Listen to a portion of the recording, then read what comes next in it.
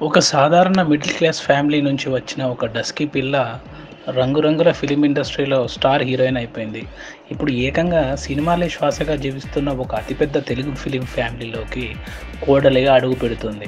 అయితే ఇదంతా కేవలం ఆమె నాగ చైతన్యకు బాగా నచ్చేసింది కాబట్టే జరిగిందా అంటే అవుననే చెప్పాలి. కాకపోతే అక్కినేని ఫ్యామిలీని ఇంప్రెస్ చేసిన మరో విషయం కూడా ఉందట.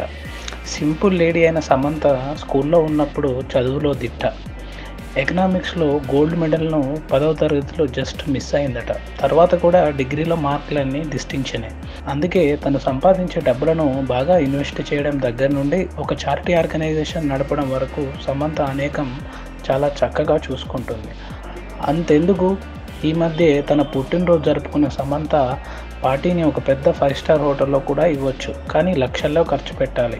అందుకే సమంత చక్కగా ఇంటి దగ్గరే తన స్నేహితులకు పార్టీ ఏర్పాటు చేసింది. అలాగే ఫ్యామిలీ హోటల్ అయిన ఎన్‌గ్రిల్‌లో చిన్న ట్రీట్ ఇచ్చింది. ఈ విధమైన సేవింగ్ మైండ్ సెట్ చూసే నాకు తెగ నచ్చేసిందట సమంత.